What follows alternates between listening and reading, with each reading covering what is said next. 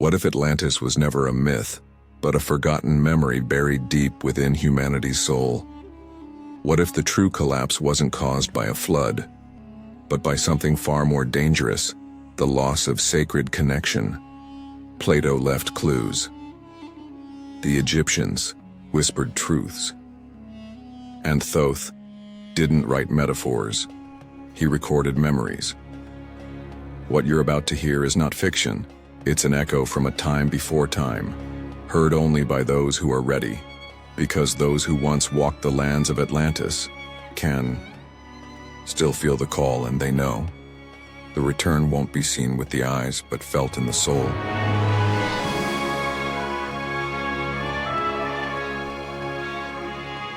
Atlantis is not a myth.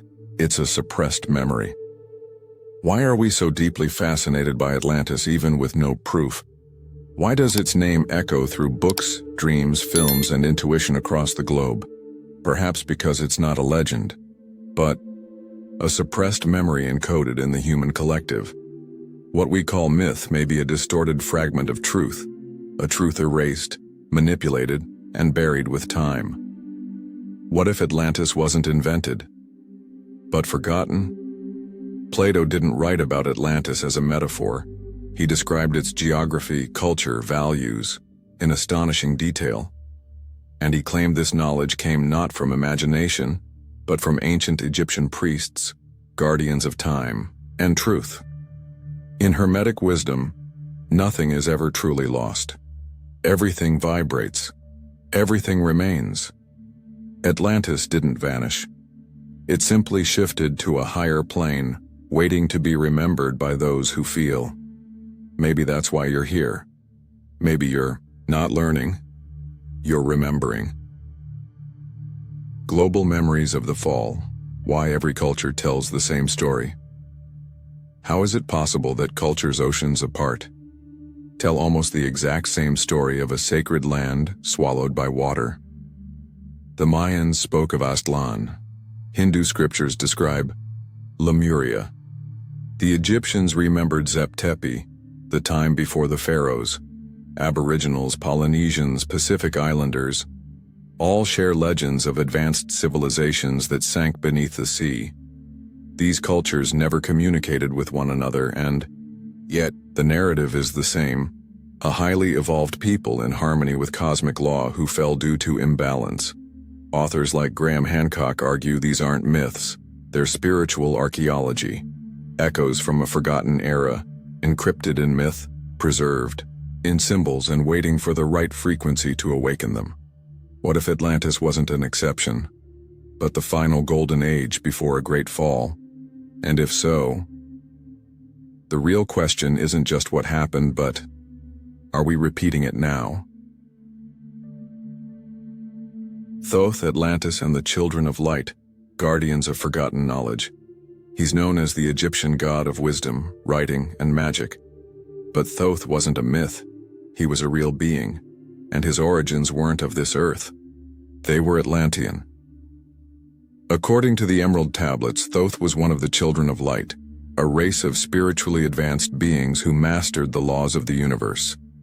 When Atlantis fell, they didn't vanish. They spread across the earth, seeding knowledge where it would one day reawaken. Thoth chose Egypt as his domain. He founded mystery schools, encoded truth into sacred symbols and architecture, and reappeared in new forms every 100 years. To preserve the essence of ancient wisdom, this was no ordinary philosophy.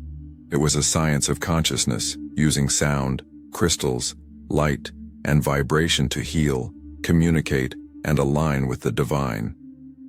Technology of spirit and matter, later buried beneath religion and conquest.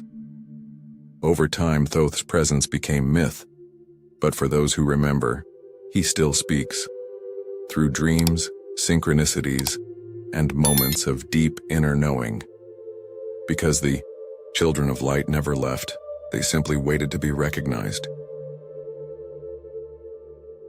The true fall, when consciousness was corrupted. Everyone talks about Atlantis being destroyed by floods or earthquakes, but the real collapse started from within. For thousands of years, Atlantis thrived in harmony with the universe. Technology served spirit. Consciousness was the true currency. But over time, ego crept in. The pursuit of wisdom was replaced with the hunger for control. Technologies meant for healing became tools of manipulation. Spiritual ethics crumbled, and when the collective frequency dropped too low, the physical world followed. This is what happens when gold turns to lead, when sacred gifts are used for power instead of purpose, and the earth itself responded to the distortion. But here's the most chilling part. It's happening again. Today, we are more technologically advanced than ever, and yet spiritually disconnected. The world is noisy, chaotic, and blind to the soul. We are living in the echo of Atlantis, right before its final breath.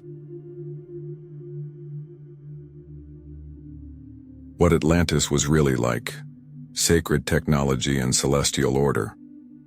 Close your eyes for a moment. Imagine a land where cities were shaped in concentric circles, golden temples, silver canals, crystal domes, each structure built with cosmic geometry to channel energy and light. This wasn't fiction. It was recorded in detail by Plato in his dialogues Timaeus and Critias. He described a powerful island nation beyond the Pillars of Hercules, with lush landscapes, vast mineral wealth, and sacred temples to Poseidon. But more than its beauty was its balance. Atlanteans lived by laws of harmony, not force. Spiritual development was as valued as innovation. They used sound and resonance to heal the body, communicate across space, and raise consciousness. Technology wasn't separate from the divine. It was divine. Their energy came from crystals attuned to Earth's frequencies. Temples were built on energetic intersections of the planet's grid, amplifying their connection to the cosmos. This was a society that remembered who they were, beings of light incarnated in matter. But even in paradise, the shadow began to stir. As outer riches grew, inner discipline faded. The more they mastered nature, the more they forgot their own. And so, the first fractures began, not in the earth, but in the soul of a once sacred civilization. The New Atlantis, a return in frequency, not in stone. People search for Atlantis in the ocean floor, with satellites, maps, and sonar. But perhaps it's not hidden, because it was never made of stone. The real Atlantis was a vibration, a sacred consciousness that aligned humanity with the cosmic order, with Earth's rhythms and the universal laws of light. After the fall, the survivors carried this wisdom to Egypt, India, the Americas, and beyond. They built temples, mystery schools, and monuments designed to encode truth through geometry and frequency, waiting for the day when awakened souls would return. Today, something strange is happening. People are feeling drawn to Hermeticism, ancient knowledge, sacred symbols. They're sensitive to energy, synchronicities, vibration. It's not coincidence, it's remembrance. The New Atlantis won't rise from the sea. It will rise from within, through conscious living, spiritual mastery, and soul remembrance. Not a place we go to, but a frequency we become. You are not alone. Others are awakening. And together, you're not returning to Atlantis. You are rebuilding it through your being. The truth was hidden in your memory. You didn't imagine this story. You remembered it, because those who carry the essence of Atlantis don't need external proof. They feel it echoing within. Now you know Atlantis isn't just the past. It's a mirror, and its return isn't physical. It's vibrational. It's internal. It's already happening. The real fall was forgetting. The real awakening is to remember. Watch the video. New discovery in Egypt. Secret city found under the pyramids, to see how ancient truths are literally rising. from the ground beneath us and download the ebook, The Key to Prosperity. Transform your financial life with the Hermetic laws. This sacred knowledge was once kept by initiates of secret societies. Now, it's available to you at a limited time launch price. If this message activated something in your soul, like, subscribe, and share it. Not for the algorithm, but as energetic reciprocity. You receive. You amplify. Comment below. I remember Atlantis. Declare it. Anchor it. Let the frequency rise.